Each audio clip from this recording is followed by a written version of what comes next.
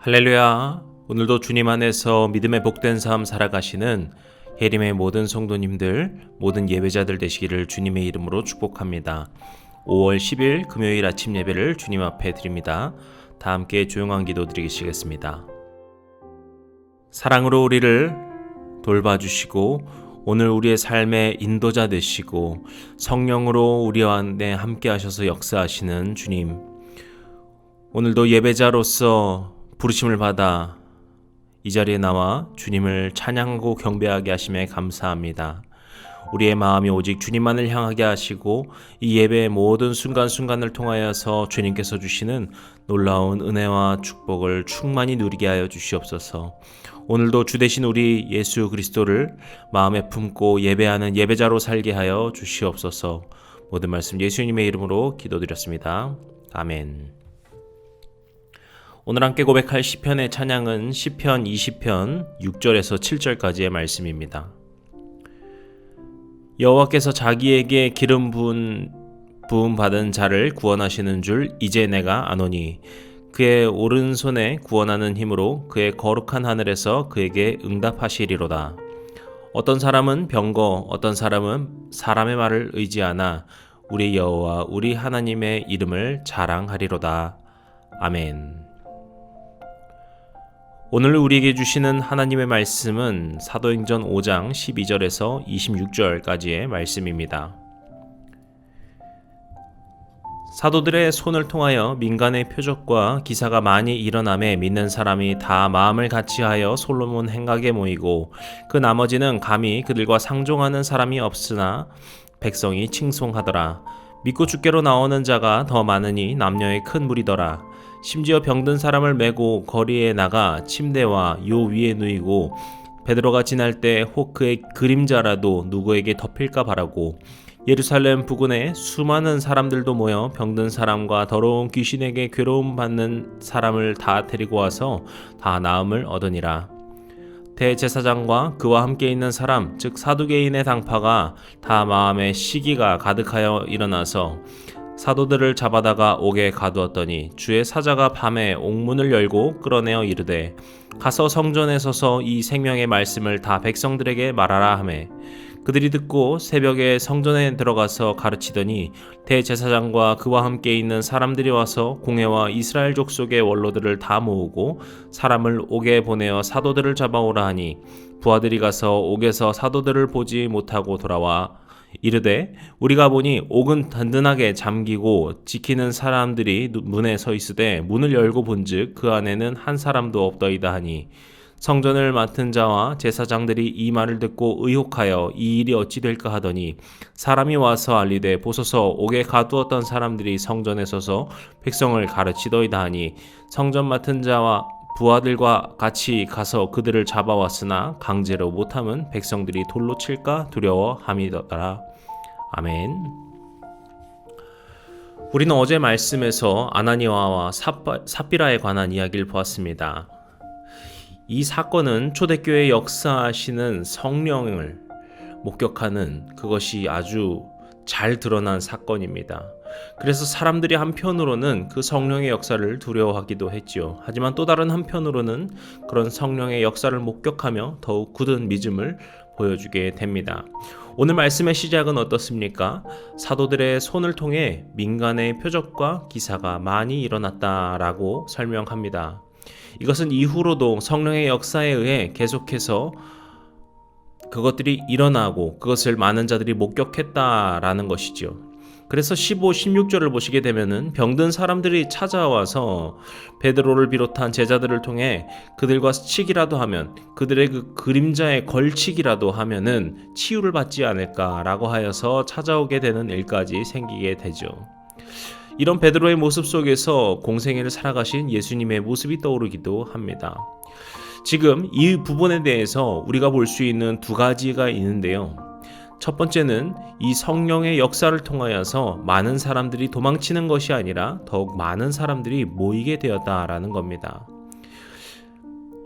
그 성령의 역사로 그 아나니아와 삽비라가 죽게 된 걸 보면서 너무 교회는 무서운 곳이야. 예수님을 믿는다는 것은 너무 두려운 일 같아. 혹 그렇게 생각할 수도 있지 않겠습니까? 하지만 그렇지 않고 더 많은 사람들이 그곳에 찾아왔고 더욱더 많은 사람들이 모여서 주님의 그 역사하심을 바랐습니다. 마찬가지로 이 성령의 역사하심이 우리의 삶에 일어날 때도 그러한 줄로 믿습니다. 성령의 역사하심은 우리 삶에 정말 다양한 모습으로 나타나지요. 그런데 우리가 믿고 기억해야 할 것은 우리 삶에 나타나는 그 성령의 역사를 통하여서 많은 사람들이 우리를 보고 우리를 통하여서 주님을 믿고 주님께로 돌아온다라는 사실입니다. 그리고 또 하나는 무엇입니까? 앞서 말씀드린 것처럼 베드로의 모습 속에서 예수님의 모습이 떠오른다라는 것입니다. 즉 성령의 역사를 통하여서 우리 안에 살아계신 예수 그리스도가 드러나게 된다라는 것이죠. 우리가 성령의 역사로 나아갈 때, 성령의 역사가 우리의 삶에 드러날 때 많은 사람들이 올 수 있는 것은 그 성령의 역사를 통하여서 하나님의 영광과 예수 그리스도가 드러나기 때문입니다. 우리가 성령의 역사하심을 간절히 바라고 믿고 그것을 위하여서 기도하며 나아간다라는 것은 우리 삶의 어떤 신비한 일, 초자연적인 일을 구하는 것이 아니라 그런 우리의 삶을 통하여서 성령의 역사를 통해 주님이 온전히 드러나는 것을 우리가 바라고 기도해야 하는 것이겠죠. 사랑하는 성도 여러분, 저와 여러분의 삶에도 그 매일의 삶 속에서 성령의 역사하심이 경험되고 그리고 그런 우리를 통하여서 예수 그리스도가 나타나는 복된 삶이 되시기를 축복합니다. 그리고 한편 그런 제자들의 모습에 불만을 갖는 세력들이 있었는데요. 바로 예수님을 질투했고 결국에 예수님을 십자가에까지 못 박았던 이 사두개인 당파들이었습니다.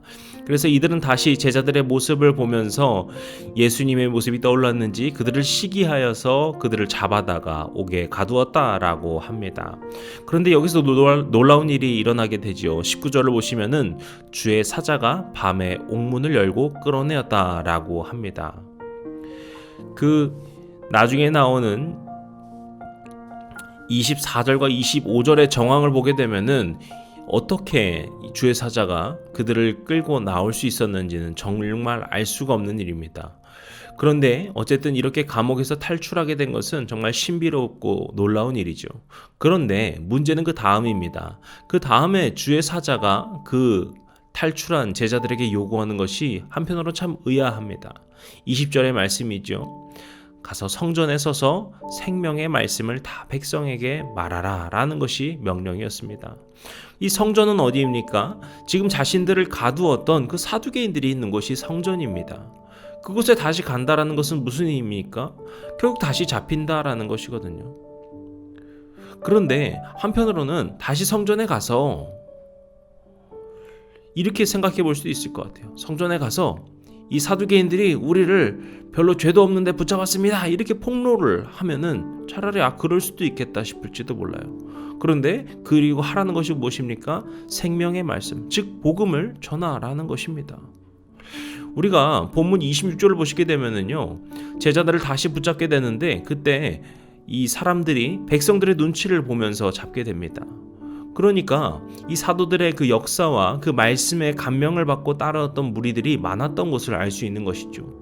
그래서 그런 어떤 여론에 힘입어서 사두개인들이 잘못했습니다, 나쁜 짓 했습니다 이렇게 하면은 차라리 모르겠는데 그저 다시 성전에 가서 복음의 말씀, 생명의 말씀을 전하라니 이것은 그냥 다시 가서 잡히라 라는 것에 불과하지 않는가, 이런 생각이 드는 것이죠. 그리고 결국 그 결론은 어떻게 되었습니까?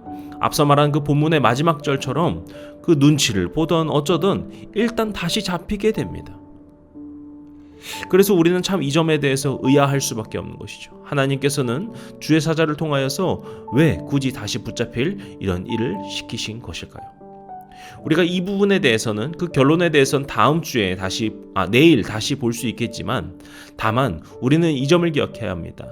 우리의 믿음의 삶 가운데도 이런 일들이 덜어 있다라는 것이죠. 우리가 때로는 이해할 수 없고 왜 그런지 정말 알 수 없는 그런 일들을 주님께서 맡겨주시고 그런 길로 인도하실 때도 있다라는 겁니다. 그런데 한편으로 생각해보면 그렇습니다. 우리가 모든 걸 다 이해하고 그것을 합리적으로 받아들여야만 그 말씀을 따를 수 있다라고 하면은 그것이 진정한 의미에서 순종이라고 보긴 어려울 것입니다. 그냥 동의하는 것이겠죠. 하나님께서 아브라함에게 이삭을 바치라고 하실 때 그 말씀에 온전히 따르는 모습, 우리는 그것을 순종이라고 합니다.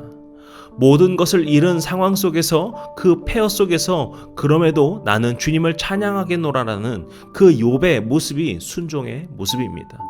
마찬가지로 이렇게 우리가 이해할 수 없는 그 상황 속에서, 왜 그런지 알 수 없는 상황 속에서 주님의 말씀하신 그것에 따르는 것이 진정한 의미의 순종인 줄로 믿습니다.